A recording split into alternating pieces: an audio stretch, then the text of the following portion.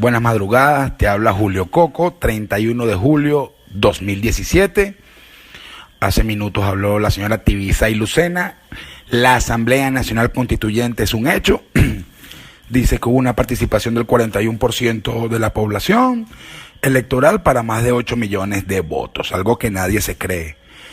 Pero a esta hora, más de 15 asesinados a nivel nacional en las últimas 24 horas, en sucesos relacionados con protestas, manifestaciones, trancazos, represión, confrontaciones armadas derivadas de la locura. Y bueno, yo, ¿quién te habla? Julio Coco. Mira, yo soy un activista político. Y sí, estoy construyendo un movimiento que se llama DSD Venezuela. Pero la verdad es que yo no soy un líder así grandote y la verdad no tengo la proyección, no soy diputado, no tengo un cargo público, trabajo por mi cuenta, ¿no? Incluso soy casi que un buhonero andante. Pero hago lo que hago porque tengo un conjunto de convicciones y porque tengo un conjunto de compromisos que van un poco más allá del cliché de Venezuela y de la broma. No, yo realmente creo en lo que hago y estoy plenamente consciente de mis limitaciones. Pero en el marco de esas limitaciones, hoy me di cuenta de que la República de Venezuela murió hace rato y hoy la cremaron. Lo que estamos viendo es el humo. Y el humo de la cremación no deja ver bien muchas cosas. Por eso, lo que dije en los últimos días y lo que he dicho hoy en Twitter. Pero entonces, tengo algunas preguntas. Algunas preguntas porque es lo que procede hasta ahora, pero preguntas racionales, en calma. ¿Cómo creer en quien no cumple su palabra? Porque nosotros hablamos de que el chavismo fue traicionado por Chávez y por Maduro y por la revolución y que es una estafa y que nos mienten y todo eso. Pero es que la MUD tampoco cumplió sus palabras. La MUD convocó un plebiscito y no cumplió. No designó el gobierno provisional, no designó el CNE, no llamó a la hora cero y miren a dónde llegamos.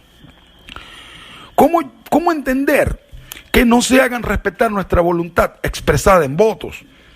Porque oye, le hicieron fraude a Capriles y desconvocó la marcha. Luego en la Asamblea Nacional eran 117 diputados, nos quitaron 5 para 112 y luego nos quitaron 3 indígenas. El loco Henry Ramos dijo que había que doblarse para no partirse y bueno, no defendieron nuestros votos. El año pasado convocaron la cuestión, la firma, el revocatorio, no lo pudieron defender. Y ahora se vota y no lo pueden defender. Y a esta hora no pudieron defender a la gente que mañana va a ser perseguida por no ir a votar en la constituyente.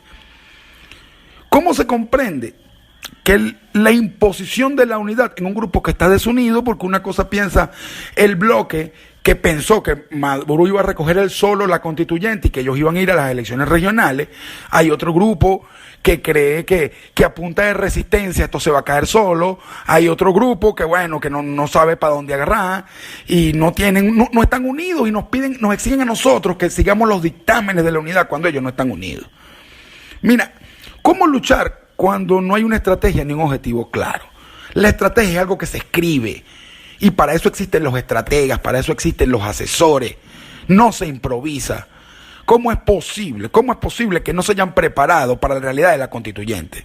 Que no hayan tenido una estrategia para esta noche, sino de haber tenido que convocar una tontería igual a la de la última semana, que terminó siendo una pérdida de tiempo y de vidas. ¿Cómo nos piden a nivel estratégico que nos arriesguemos si no hay garantía de victoria? Porque si no han dicho claramente que quieren gobernar, si no formaron el gobierno provisional, vamos a salir a la calle, se va Maduro, y no hay quien gobierne. Porque incluso sabemos que hay gente en la MUD que está dispuesto a vetar cualquier nuevo gobierno. ¿Cómo confiar si no pueden funcionar correctamente, si no se pueden reunir, si no pueden tener un vocero único, si no pueden elegir a un tipo que diga, mira, usted es el que define la estrategia de calle, usted propone, usted es el que habla en las masas, usted es el que consigue los reales, usted es el que hace esto, usted es el que hace lo otro? ¿Por qué? ¿Por qué no se aliaron con el chavismo crítico? ¿Por qué no se entendieron con la fiscal y con todo ese grupo emergente? ¿Por qué? Yo me pregunto. ¿Por qué después que le dieron una falta de respeto, que hasta golpearon al presidente de la Asamblea Nacional, a esta hora se le sigue pidiendo cosas a la Fuerza Armada? La Fuerza Armada hoy es el día más vergonzoso de la Fuerza Armada en la historia de Venezuela. Hoy ser militar es una ofensa social y le siguen pidiendo cosas. Mira, ¿cómo podemos seguir líderes que no piden lo mismo que nosotros? Yo que hago asambleas y hablo con la gente y respondo Twitter. La gente pide que la dictadura se vaya y hoy a esta hora sale Capriles a decir que él mañana se va a manifestar por la gente que asesinaron y para que echen para atrás la constituyente. La constituyente ya es un hecho. Y tienen 4 meses pidiendo elecciones, pidiendo canal humanitario, pidiendo liberación de presos políticos, pidiendo unas elecciones inexistentes. Y no piden que se vaya Maduro, no lo piden. ¿Cómo ayudamos? Todo el mundo me dice, Julio Coco, pero aporta. Pero ¿cómo ayudamos si no nos toman en cuenta? Si tenemos ideas, si tenemos planes, tenemos gente, tenemos articulación, tenemos organización y no nos toman en cuenta. Hermano, nos enteramos de las cosas por Twitter.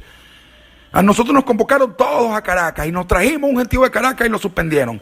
Ahora están convocando otra vez una toma de Caracas el miércoles. ¿Quién rayos va a venir? ¿Quién le va a meter plata a eso para que lo vuelvan a suspender? Quedaron mal. ¿Cómo hacemos esto? ¿Cómo luchamos sin plata, sin recursos? Y a ellos que resumen tanto dinero. Y la gente tranca, la gente hizo el plebiscito con su propia plata, la gente se mueve, la gente se vino para Caracas, la gente compra su máscara antigua, todo con su propia plata. ¿Dónde está la plata? ¿Cómo trabajamos sin plata? ¿Cómo avanzamos si no hay una alianza internacional seria? Porque tú ves a todo el mundo hablando con todo el mundo viajando, todo el mundo esto, todo el mundo otro. Almagro dice una cosa, el gobierno de Trump dice otra, pero no hay un canciller de la Asamblea Nacional y de la MUD que articule todo eso. ¿Y cómo funcionamos si nos filtran la información en el exterior? Porque si ellos mismos no están claros, nosotros no sabemos qué juego estamos jugando. Y en mi caso particular, porque tengo amigos en Washington y otros en New York que me echan los cuentos. Y así es como me entero de las cosas, por eso que siempre estoy dateado. ¿Cómo ir a la calle sin plan y sin conducción? Porque los trancazos es no plan. Cada vez que no hayan que hacer, convocan un trancazo.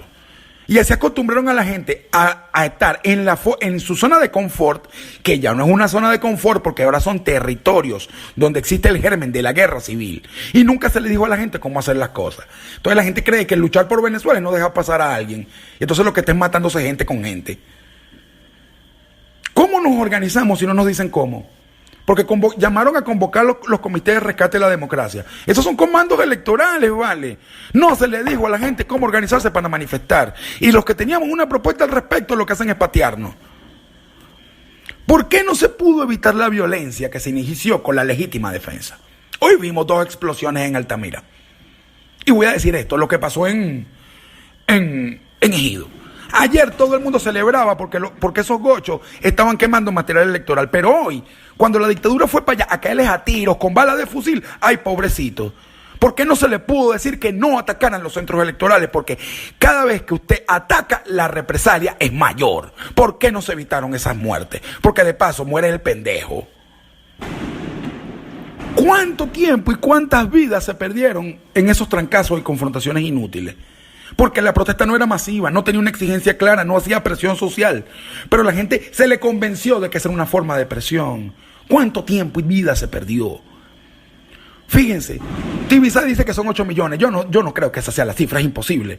Pero con el hecho de que Maduro tenga 2 millones o 1,5 millones, es una cuestión que, ¿cómo no pudimos convencer a 1,5 millones de personas de que esto es una dictadura nefasta? ¿Por qué no se potenció el activismo real en los sectores populares? ¿Por qué todo depende de las redes sociales? ¿Por qué no se convocó una marcha para sentar de culo a los medios de comunicación para restearnos todos? Es más, ¿por qué no nos resteamos? ¿Por qué no se puede sumar más personas a la causa? Simple, y esa es la otra pregunta que me hago. ¿Por qué no se potenciaron los liderazgos de base? Porque tanto en esos trancazos como en el plebiscito, como en la resistencia, hay liderazgo, hay política, hay un activismo que no se potenció, sino que se silencia. ¿Por qué? ¿Por qué se siguió en los espacios de confort? No se entiende.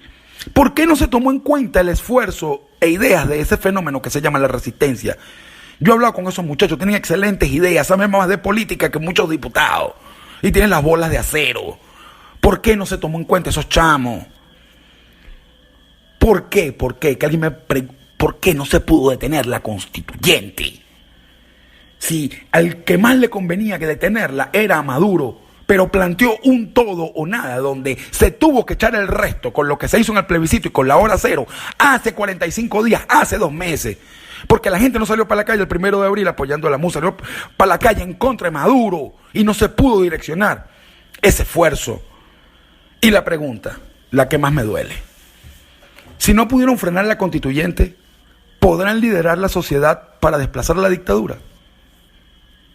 Yo no tengo las respuestas, no las tengo hoy, pero es momento de pensar en todo esto. Es momento de pensar en quienes tienen el compromiso con nosotros y con el país. Es momento de pensar en estrategia real y en quién la va a liderar. Es momento de pensar en alianzas nacionales e internacionales para avanzar hacia la libertad. Es momento de pensar en nuevas acciones, porque repetir los fracasos es un suicidio al cual yo no estoy dispuesto. Es momento de pensar el activismo en esta etapa, sin Estado, sin derechos, dictadura abierta, sin garantías mínimas. Es momento de pensar en cómo unir venezolanos que no han participado de la lucha. Es momento de pensar en el renacer de la lucha, en el renacer de Venezuela. Mañana empezamos de cero. Pronto nos veremos en el asfalto. Te habló Julio Coco, microbeta de audio, 31 de julio 2017. Venezuela renacerá.